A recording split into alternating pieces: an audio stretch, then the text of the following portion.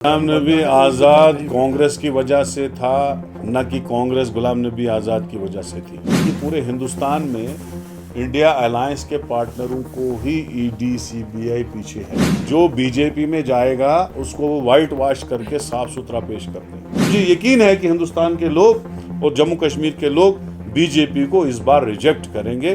कोई बीजेपी को आगे आने नहीं देगा, लोग नहीं आने देंगे। आज हमने पार्टी हेडक्वार्टर पे डिफरेंट पार्टी के लोग जो हैं वो कांग्रेस में शामिल कराए, और आज जो हमारी प्रदेश कांग्रेस कमेटी की मीटिंग थी जिसमें vice presidents, general secretaries, district presidents और बाकी स्टेट के और अलग अलग डिस्ट्रिक्ट्स के ऑफिस बेरियर्स को बुलाया था, फ्रंटल ऑर्गेनाइजेशन के लोग थे।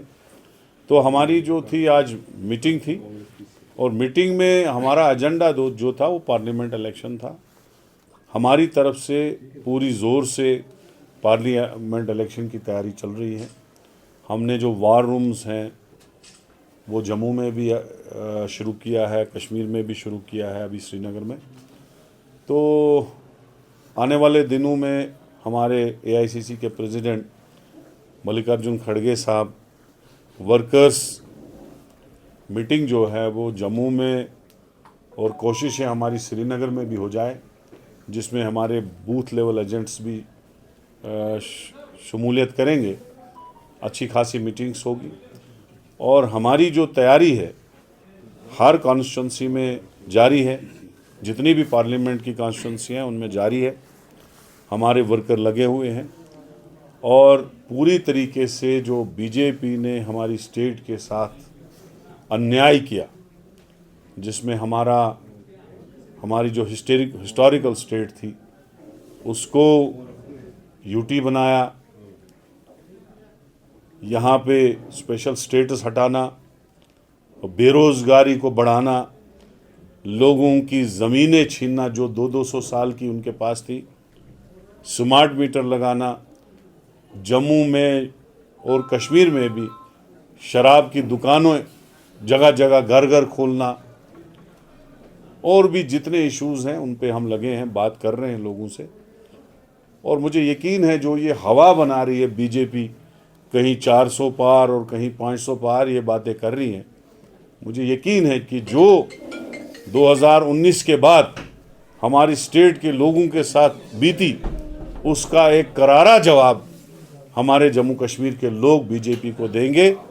और जो इंडिया अलायंस की पार्टीज़ हैं, जो हमारी लाइक माइंडेड पार्टीज़ हैं, जिसमें नेशनल कॉन्फ्रेंस और पीडीपी और कांग्रेस जो है, कोशिश है कि मिलके इलेक्शन लड़े और हम सारी सीटें जो जम्मू कश्मीर में और एक लद्दाख में हैं 6 की 6 हम जीतें। यही हमारी कोशिश है, और आज हमारी इसी बारी में मीटिंग है, और आने वाले दिनों में हम डिस्ट्रिक्ट्स और तहसील्स और ब्लॉक्स और कॉन्स्टिट्यूंसीज़ का रुख करेंगे। हमारे लीडरों को ऑलरेडी डायरेक्शन हमने दी है।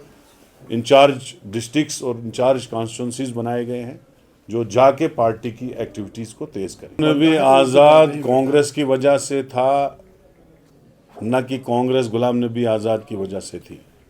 कांग्रेस एक 140 साल पुरानी पार्टी है, और अगर गुलाम नबी आज़ाद साहब को कुछ मिला वो कांग्रेस की वजह से मिला। आने वाले इलेक्शन में आप देखेंगे ना उसकी पार्टी का खाता पार्लियामेंट में खुलेगा, ना म्यूनसिपलिटी में खुलेगा, और ना असेंबली में खुलेगा। आप देखेंगे, मैं वसूख से कहता हूँ, ये जो वो प्रोग्राम कर रहा है, एक एक जगह पे 4-4 डिस्ट्रिक्टों के लोग पैसे लगा के, जो रूलिंग पार्टी उसको पैसे दे रही है, बसों की तादाद बढ़ा के आगे पीछे से लोग लेके प्रोग्राम कर रहे हैं, उससे हमें कोई फ़र्क नहीं पड़ेगा, ना उसकी वजह से कांग्रेस को कोई फ़र्क पड़ता। ये यहाँ ही नहीं बल्कि पूरे हिंदुस्तान में इंडिया अलायंस के पार्टनरों को ही ईडी सीबीआई पीछे है। जो बीजेपी में जाएगा उसको वो वाइट वॉश करके साफ सुथरा पेश करते हैं। और अभी देखो, सब कुछ साइलेंट रखा था, खाली पार्लियामेंट का इलेक्शन आया और फारूक साहब को नोटिस, किसका? ईडी का, इसलिए कि आप इंडिया अलायंस में मत जाइए, हमारे साथ रहिए। और यही हर जगह हो रहा है। हर जगह डराया जा रहा है, धमकाया जा रहा है। अभी अरेस्ट किया गया झारखंड के सीएम को, इससे पहले क्यों नहीं किया? 6 महीने पहले या साल पहले क्यों? पार्लियामेंट इलेक्शन है, उसको क्रश किया जा रहा है। नीतीश कुमार को क्रश किया गया, उसको इंडिया अलायंस से निकलवाया गया। तो ये सारी एक गेम प्लान के तहत है बीजेपी के, लेकिन लोग इसका जवाब देंगे, करारा जवाब देंगे। यही हमारे हमसाया मुल्कों में हो रहा है, जैसे बांग्लादेश में इलेक्शन हुआ, पाकिस्तान में हुआ, वही उसी डायरेक्शन की तरफ ये बीजेपी की सरकार जा रही है।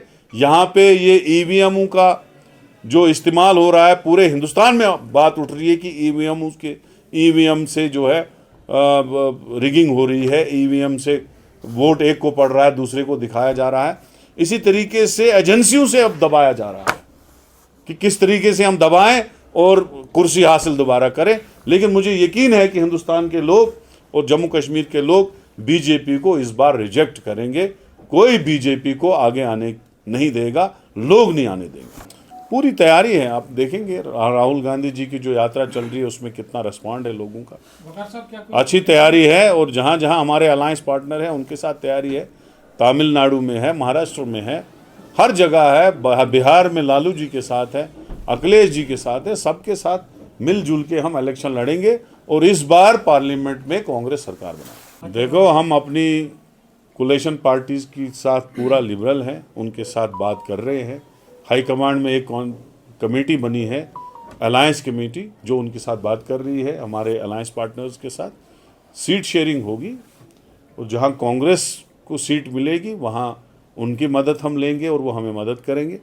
जहां अलायंस पार्टनर को, इंडिया अलायंस पार्टनर को सीट मिलेगी वहां पे हम उनकी मदद करेंगे। और उस वक्त की ज़रूरत है। मुझे नहीं लगता है कि कोई इंडिया अलायंस का पार्टनर अलायंस छोड़ के बीजेपी की तरफ जाएगा, मुझे तो नहीं लगता है, क्योंकि लोगों की चाहत है कि इंडिया अलायंस लड़े और वो हमें मदद करे बीजेपी को पावर से दूर रखने के लिए। कि पहाड़ियों के हक में सारे थे कि पहाड़ियों को रिजर्वेशन दिया जाए, हमने भी हमेशा उनके लिए सपोर्ट में बात की। अलबत्ता ये है कि गुजर बरादरी के कोटा में कोई छेड़छाड़ ना हो, ये हमारी रिजर्वेशन है। और साथ में कुछ तबके छोड़े गए हैं, जैसे पोगली हमारे बहुत पसमानदा पहाड़ी है, उनको छोड़ा गया।